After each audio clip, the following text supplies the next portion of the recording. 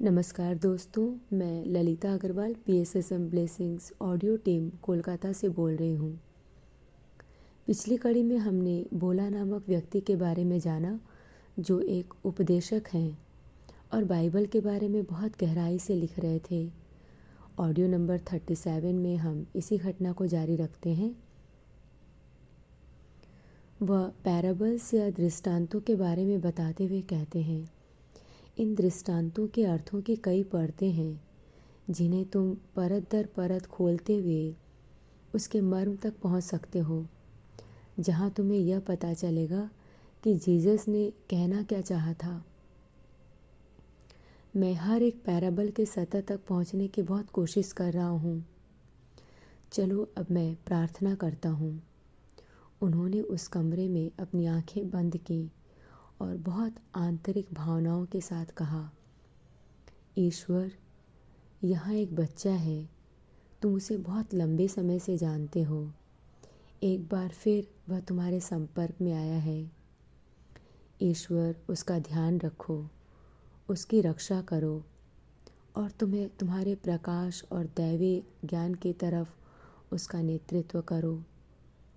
जैसे ही उन्होंने यह सब कहा, मुझे अपने चारों तरफ ऊर्जा की एक लहर महसूस हुई जो मुझे घेरे हुए थी। मेरा हृदय उस अनजान अनंत आकाश की तरफ उड़ रहा था। मेरी आंखों में आंसू थे और हृदय में न समा सकने वाला असीम आनंद।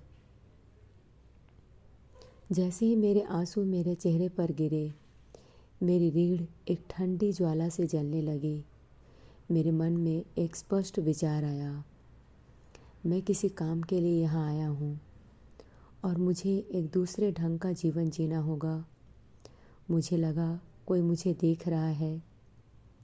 घर लौटते वक्त करीब 2 मील तक चलने पर मुझे एहसास हुआ जैसे मैं हवा में उड़ रहा हूँ। मेरी माँ मेरा इंतज़ार कर रही थी।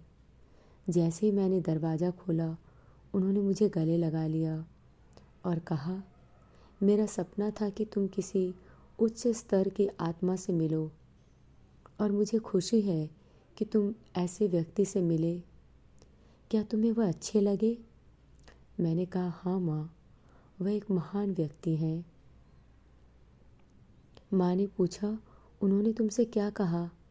मैंने कहा, उन्होंने सिर्फ प्रार्थना की, कहा कुछ नहीं। माँ ने पूछा, क्या तुम्हें उनका साथ अच्छा लगा? मैंने कहा, हाँ माँ, बहुत। माँ ने कहा, बिल्कुल, भाषा के अतिरिक्त भी बहुत सारे माध्यम हैं जिनसे हम एक दूसरे से बातचीत कर सकते हैं, जैसे कि एक मुस्कुराहट, देखना, मौन, जिनमें शब्दों से ज़्यादा कहने की ताकत होती है। मैंने कहा, हाँ माँ, उन्होंने मुझे इतना प्रभावित किया कि मुझे महसूस हुआ कि मैं एक फूल हूँ जिसकी सारी पंखुड़ियाँ सूर्य की रोशनी और हवा में खुल गई हों और मेरे अंदर से बहुत कुछ निकल गया।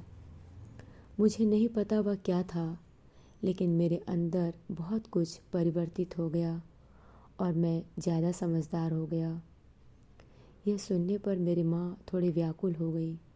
उन्होंने कहा, तुम्हें उन्हें उतनी गंभीरता से लेने की ज़रूरत नहीं है।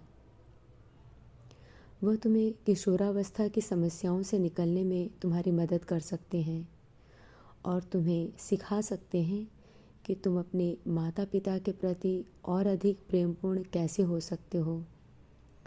तुम उनकी आज्ञा का पालन कैसे करो जब तक कि तुम स्वयं सही और गलत का अंतर समझने लायक न हो जाओ। मैंने कहा, हाँ माँ। मैंने उनको गले लगाया और अपने कमरे में चला गया। मैंने महसूस किया कि मेरी माँ उस इंसान की सही योग्यता को समझने में असक्षम थी। इतना ही नहीं, उनके संबंध में कुछ ऐसी भी चीज़ें थीं जिन्हें वह कभी नहीं मानती और शायद बाद में उन्हें अफसोस भी होता कि उन्होंने मुझे उस व्यक्ति से मिलवाया ही क्यों। जो भी हो, मेरी माँ की नज़र में उन्होंने अपनी ड्यूटी पूरी कर दी थी। लेकिन उसके परिणाम अब उनकी पकड़ के बाहर थे और उस रात मैं सो ही नहीं पाया। वो संसार जिसमें मैं रह रहा था पूरी तरह बिखर रहा था। वो सब चीज़ें जिन्हें मैं स्थायी समझ रहा था, मैंने महसूस किया रेत पर बनाई गई हैं और टूट रही हैं। लेकिन आश्चर्य की बात थी कि मुझे कोई दुख नहीं महसूस हो रहा था। सुबह जब मैं स्कूल गया, मैंने महसूस किया कि मेरे अंदर एक विरक्ति की स्थिति है। लोग थोड़े अलग लगने लगे थे। उनकी समस्याएं मूर्खतापूर्ण लग रही थी। लग रहा था उनके अस्तित्व का कोई मूल्य नहीं है। उस दिन मैं एक बार भी नहीं मुस्कुराया और मैंने बहुत कम बातचीत की। लड़कियों ने इस परिवर्तन को नोटिस किया। एक ने मुझसे कहा, तुम्हारे साथ कुछ हुआ है क्या? कुछ गलत? क्या तुमने किसी को खो दिया है? मैंने कहा, हाँ, मैंने अपनी पुरानी आत्मा को खो दिया है। उसने कहा, क्या? लेकिन मैं अपने रास्ते पर चला गया। स्कूल के बाद उसने मुझे फॉलो किया और मेरे परिवर्तित व्यवहार का कारण पूछा। मैं बहुत दुखी था। मैं जानता था कि वह मुझे नहीं समझ पाएगी, लेकिन मैं यह भी चाहता था कि वह जाने कि मैं बिल्कुल नॉर्मल हूँ और स्वयं में स्थित हूँ। मैंने उससे पूछा, क्या तुम मेरे साथ समुंदर के किनारे चलोगी? उसने कहा, हाँ। तुम्हारी आँखों से तुम्हारे दुख को दूर करने के लिए मैं कहीं भी चलूँगी। मैं मुस्कुराया।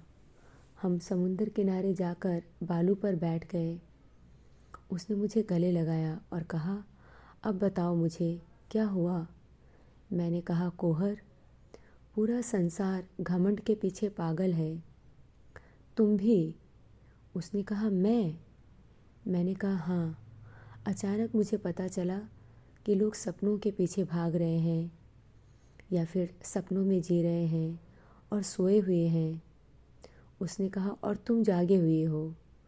तुम हाई स्कूल में ही दार्शनिक बन गए हो और दार्शनिकों की तरह बातें कर रहे हो, क्योंकि इस संसार में ऐसा कुछ भी नहीं जो तुम्हें रुचिकर लगता हो। मैंने कहा, नहीं, यह सच नहीं है। मैं तुम्हें नहीं बता सकता कि मैं कैसा महसूस कर रहा हूँ। उसने कहा, मैं समझ गई। हो सकता है कुछ लड़कियों ने तुम्हारे किस को रिजेक्ट कर दिया हो और उसकी वजह से तुम्हें लग रहा हो कि पूरा संसार अहंकारी है। अगर मैं गलत बोल रही हूँ तो तुम मुझे समझाओ। मैं कोशिश करूँगी समझने की। मैंने कहा, इन सब बातों में अब मेरी कोई रुचि ही नहीं रही। मुझे तो अब लड़कियों का हाथ पकड़ने में भी कोई रुचि नहीं है।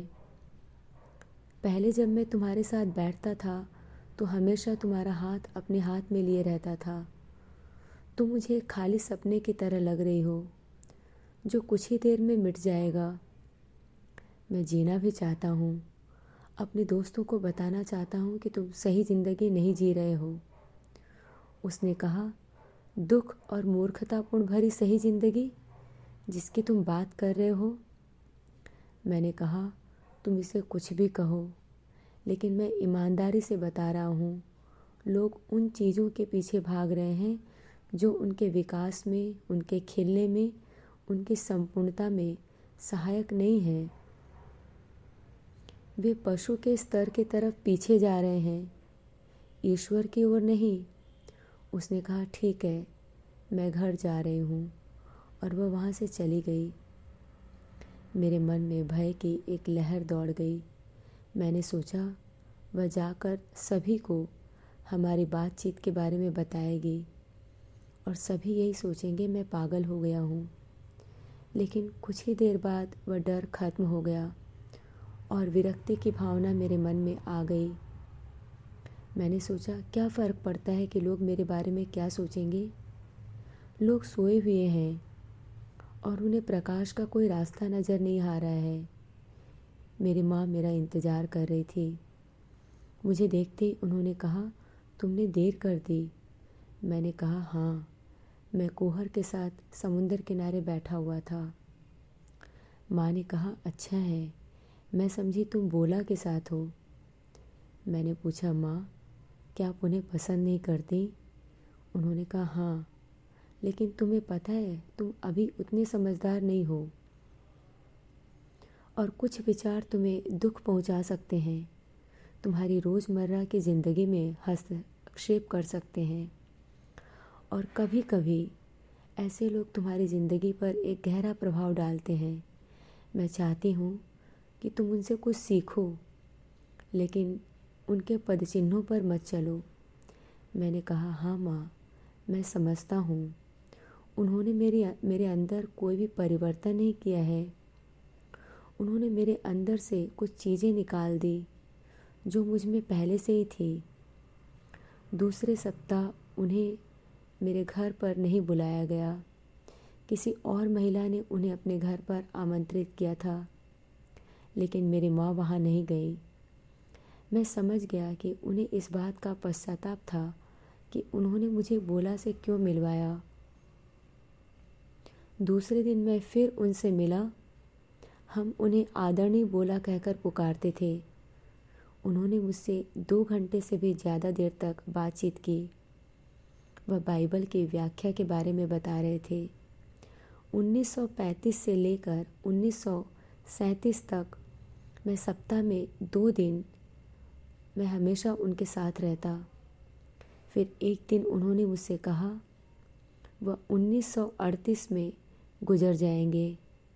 उन्होंने मुझे अपनी कब्र भी दिखाई, जिस पर उनके जन्म और मृत्यु की तारीख लिखी हुई थी। मुझे बहुत आश्चर्य और दुख हुआ, लेकिन धीरे धीरे जब वह सारे रहस्य मुझे बताते गए, मेरी व्याकुलता खत्म हो गई। एक बार मैं उनके खाने के समय उनके घर पर था। उन्होंने मुझे बाज़ार से ऑलिव्स खरीद कर लाने के लिए कहा, लेकिन जैसे ही मैं जाने वाला था, उन्होंने मुझे एक क्षण के लिए रोका। उनके पीछे की दीवार पर एक छोटा सा बक्सा लटका हुआ था। उन्होंने इस बक्से को अपनी उंगलियों से 2 बार थपथपाया और उन्होंने जब उसे खोला तो उसमें इतने पैसे थे कि उससे आराम से ऑलिव्स और ब्रेड खरीदे जा सके। मैं यह सारा सामान बाज़ार से खरीद कर लाया और खाने के बाद मैंने उनसे पूछा कि उस बक्से में पैसे किस तरह आ गए। वह मुस्कुराए और बहुत धीमी आवाज़ में बोले, मुझे अपनी ज़रूरतों के अनुसार उतने पैसे मिल जाते हैं, न ज़्यादा न कम। मैंने पूछा, वो पैसे वहाँ कौन रखता है? उन्होंने कहा, वो बस वहाँ होते हैं, जब भी मुझे ज़रूरत होती है। उसके बाद पैसों के बारे में मैंने उनसे कोई प्रश्न नहीं पूछा। आज के लिए इतना ही। अगले ऑडियो में हम इसी घटना को जारी रखेंगे। तब तक के लिए धन्यवाद दोस्तों। आप सभी का बहुत बहुत आभार। आपका दिन शुभ हो।